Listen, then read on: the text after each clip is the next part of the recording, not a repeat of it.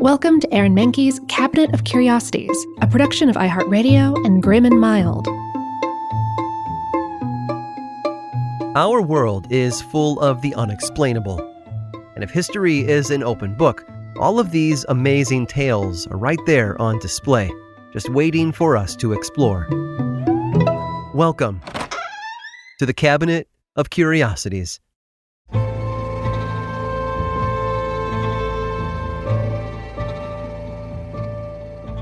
Look inside your spice cabinet, and you're likely to find all kinds of herbs and seasonings to punch up that pot pie or add some sparkle to your stew. Thanks to centuries of international trade and exploration, spices once only available in specific countries are now found throughout the world, allowing people to discover flavors that they never could have dreamed of before. But not everything in the kitchen has been good for us. Some spices have been downright dangerous, including one you might have in your pantry right now. We typically see and taste the ground-up version of this spice, which is part of the genus Myristica. The tree it comes from, Myristica fragrans, produces two spices from its fruit. Mace is cultivated from the seed covering, but the seed itself is sprinkled into everything from pumpkin pies to the occasional meatloaf. I'm talking, of course, about nutmeg. It's a spice noted for its strong fragrance and reddish-brown color. Asian countries, such as China and India, have used nutmeg in their cooking for thousands of years. It is believed that China was among the earliest nations to grow nutmeg outside of the Indonesian islands of the Banda Sea. In the early 1500s, as Europe was exploring the rest of the world, nutmeg was one of the many spices brought back for trade and consumption. Portuguese General Alfonso de Albuquerque traveled to Southeast Asia in 1511. His target? The city of Malacca, which was a major Asian trade center at the time. He took it over and placed it under control of the King of Portugal before learning of a series of islands just off the coast. He sent several ships to investigate, and when they got there, his men discovered a treasure trove of spices. They loaded up their ships with mace, nutmeg, and cloves, all of which were brought back to Portugal and spread throughout Europe. 100 years later, the Dutch East India Company set their sights on Banda and massacred the local population.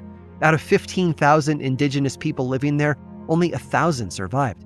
The rest were murdered, starved, or captured and sold as slaves. Few managed to get away.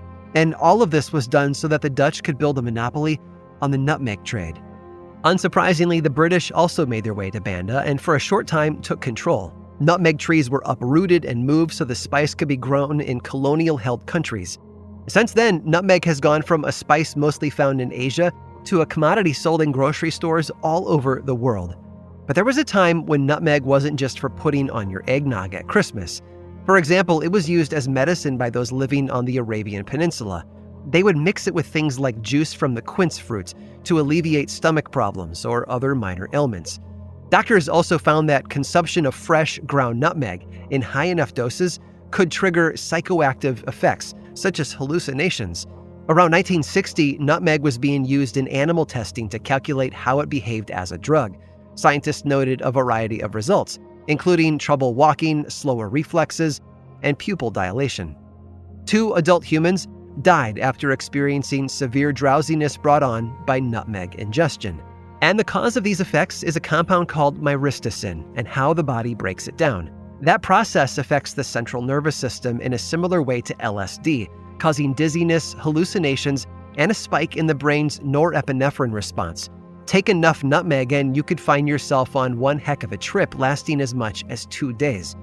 But ingest too much of the earthly spice and that trip can turn bad quickly.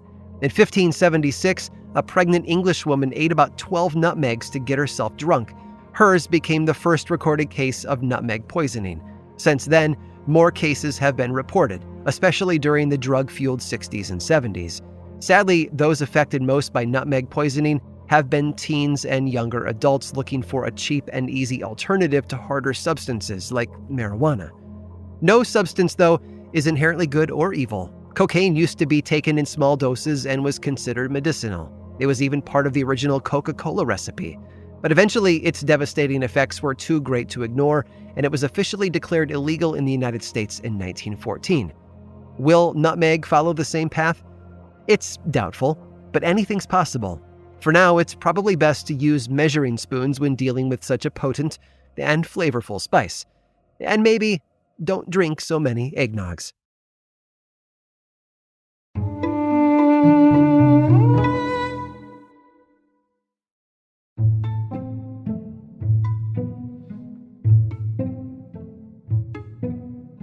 It doesn't matter if a volcano hasn't erupted in 100 years, or ever for that matter. Its existence within spitting distance of a major metropolitan area is cause for concern for the people who live there. After all, it may never go off, but there's always the chance, right? Take Sitka, Alaska, for example. Sitka was originally colonized by Russian explorers in 1799. They had named the city Fort of Archangel Michael, but that settlement was destroyed a few years later by the Tlingit, the indigenous people living there.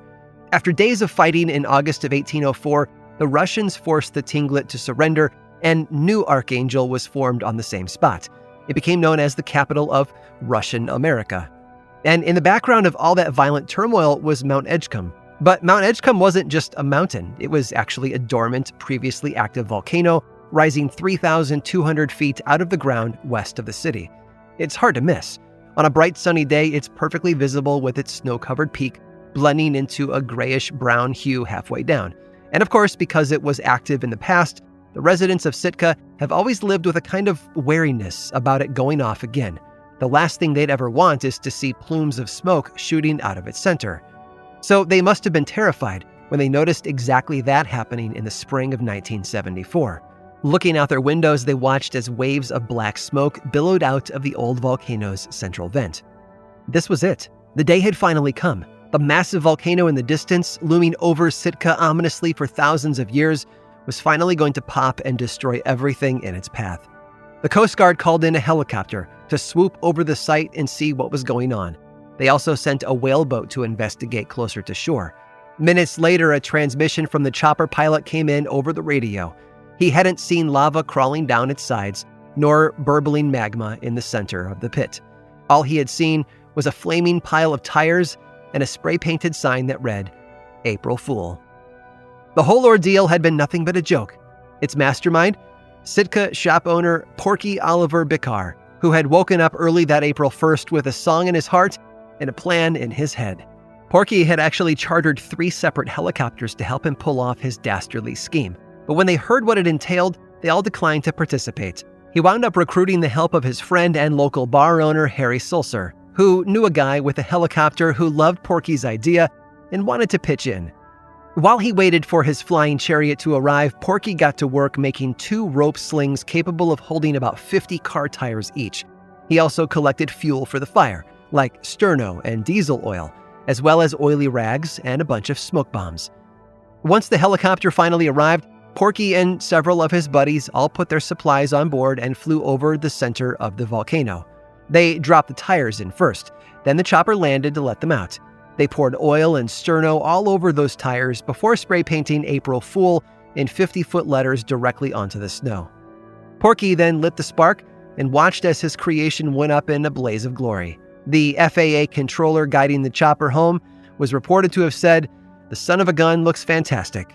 But the Coast Guard commander hadn't been in on the joke, hence his request to have his own helicopter and a whaleboat investigate the smoke. He'd even called his admiral in Juneau about it. Sitka radio phone lines and police lines were inundated with calls from citizens wondering if this was really happening. The vice president of Alaska Airlines called the city and asked that the plane currently departing the airport fly over the volcano so passengers could get a good look at Porky's prank. Not everyone, though, was happy about the joke, but Porky sure was. He had fooled them all. In fact, he had done such a good job of it that, according to some stories, after Mount St. Helens erupted in 1980, one of Porky's neighbors wrote to him and told him, "This time, you've gone too far." I hope you've enjoyed today's guided tour of the Cabinet of Curiosities. Subscribe for free on Apple Podcasts or learn more about the show by visiting curiositiespodcast.com. This show was created by me, Aaron Mahnke, in partnership with How Stuff Works.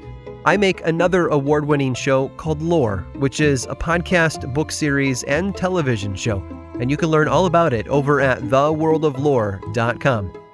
And until next time, stay curious.